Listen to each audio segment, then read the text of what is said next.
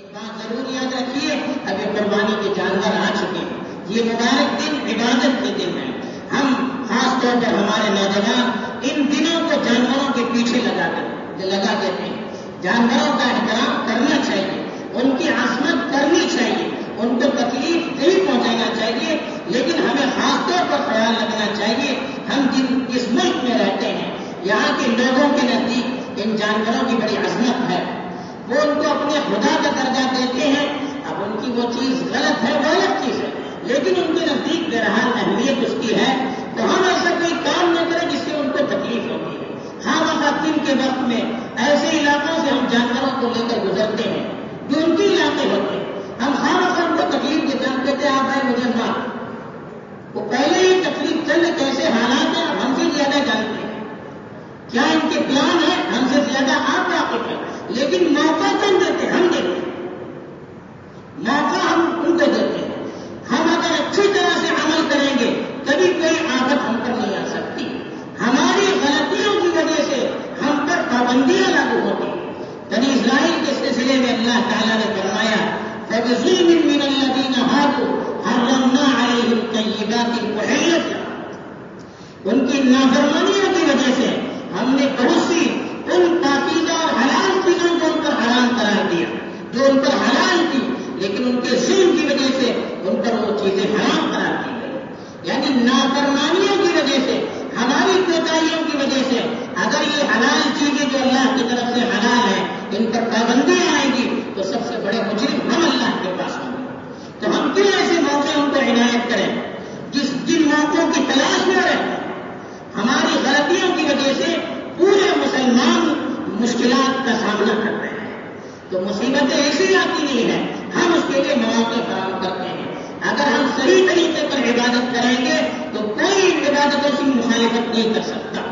تو اس لیے ان چیزوں کے ہمارے اپنے جذبات میں دبائے رکھے، دوسروں کے جذبات کو ہم کبھی ان کو ٹچ نہ کریں. اللہ تعالیٰ نے خود قرآن میں فرمایا وَلَا تَسُبُّوا الَّذِينَ يَدْعُونَ مِن دُونِ اللَّهِ فَيَسُبُّوا اللَّهَ عَدْوًا بِغَيْرِ عِلْمٍ. جو لوگ اللہ کو چھوڑ کر دوسرے معبودوں کی عبادت کرتے ہیں آپ ان کو گالی نہ دیں. کیوں؟ دشمنی میں وہ آپ کے معبودوں کو گالی دیں. ہم ان کی یہ جانور ان کے یہاں معبود کا درجہ رکھتے ہیں. اگر ہم ان کو تکلیف دیں گے وہ ہمارے رسول پر کیچڑ اچھالیں گے، وہ ہمارے خدا پر کیچڑ اچھالیں گے، وہ ہماری شریعت پر کیچڑ اچھالیں گے. موقع کون دیتے ہم دیتے ہیں. تو خدا نہ اس کی ہم اس سلسلے میں احتیاط کریں.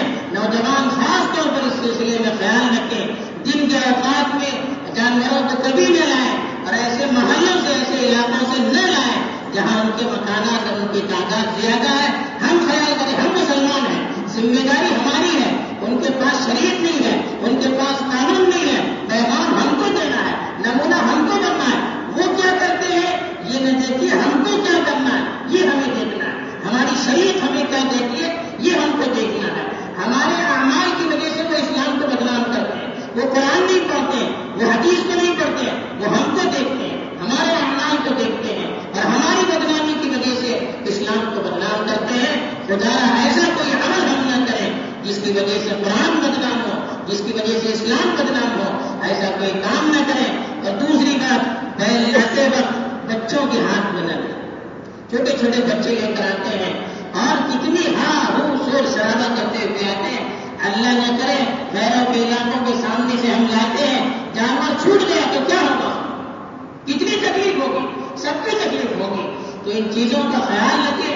ظاہر ہم چھوٹی چھوٹی چیزیں سمجھتے ہیں لیکن حالات ایسے ہیں اب یہ چیزیں چھوٹی نہ رہی. ان چھوٹی چھوٹی چیزوں کا نشانہ پورا اسلام ہو رہا ہے. ان چھوٹی چھوٹی چیزوں کا نشانہ پورا اسلام ہو رہا ہے. پورے مسلمان اس کا نشانہ بن رہے ہیں. تو خدا ہم اس کا سبب نہ بنے. ہم تمام لوگ اس کی کوشش کریں. ہر آدمی اپنے بچے کی فکر کریں، ہر محلے والے اپنے محلے کی فکر کریں. انشاءاللہ اس کے ذریعے سے بہت بڑی اصلاح